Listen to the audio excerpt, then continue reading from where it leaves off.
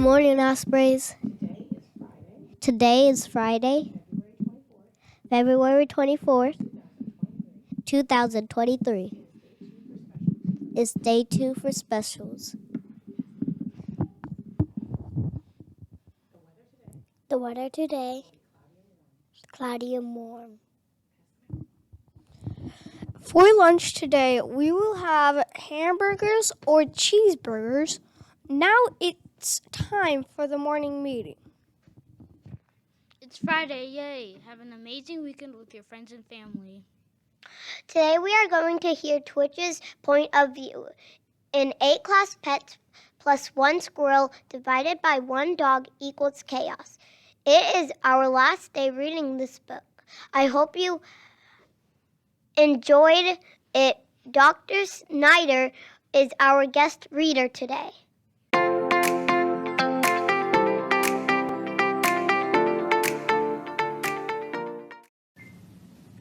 Hey guys, last week we learned Cuddle's side of the story, and now we're going to read about the day after the big chaos.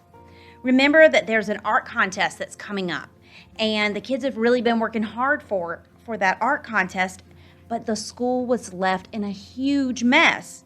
And remember the projects, they were all wet? Oh my goodness, I wonder what's going to happen next. Well, let's find out. Our last chapter in our story is told by the squirrel, and his name is Twitch, and he's the schoolyard squirrel. That was a close call I had with that dog. And then with all those people running around the school, banging doors, opening and yelling, "What's going on here?" and squirting each other. As much as I know humans love squirrels, I ran out of school as fast as I could because those people were having too much fun playing. And I knew from watching kids play that this meant somebody was eventually going to come and yell at them for it. And sure enough, after all other humans had left in their cars with the spinning lights, the man who lives next door to the school brought the dog out.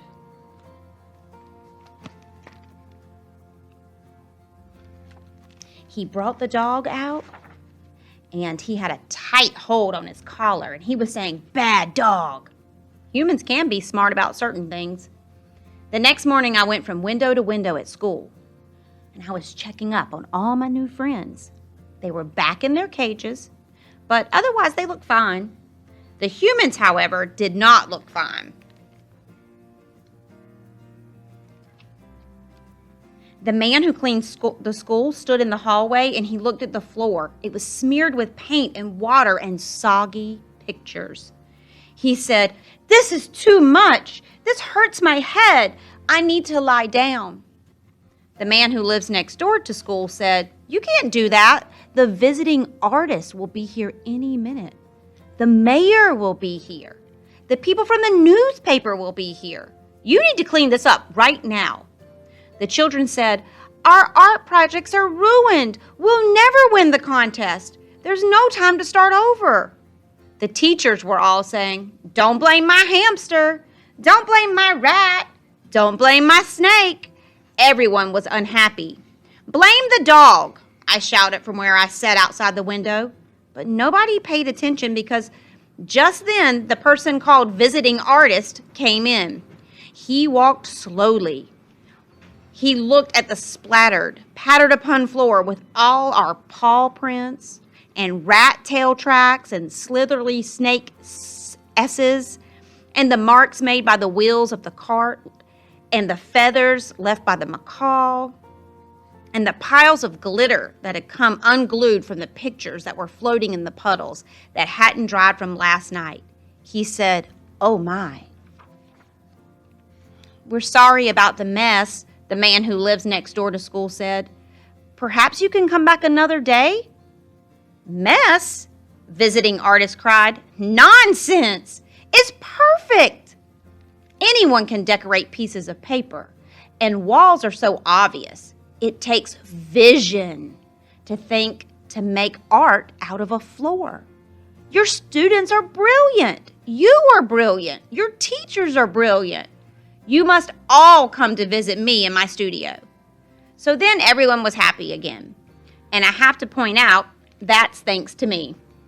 I took a little bow, sitting there on the window ledge, although I don't think the humans saw me.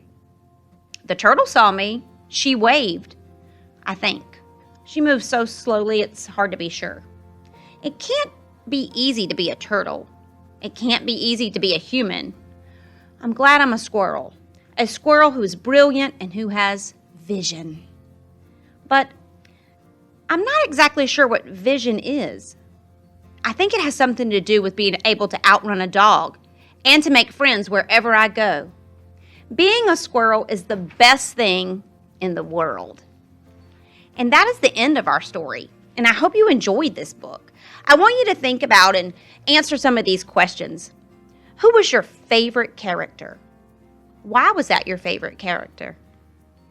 Can you think about what that school must have looked like with all the water and the mess everywhere when the man came in to judge the art contest? Whew, I bet it was such a mess to see.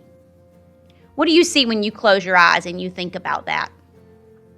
I hope you enjoyed this book.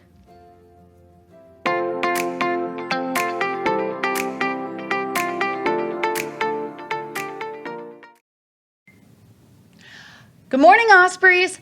This is Miss Tori from your JPS PTA. So the PTA has something really exciting coming for you guys all next week. We have our Penny Wars.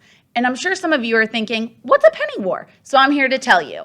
So we have 8 different teams next week for a fundraising opportunity. Each team has 3 classes in it. And next week when you come in, I need you to bring all of the change you can find in your house.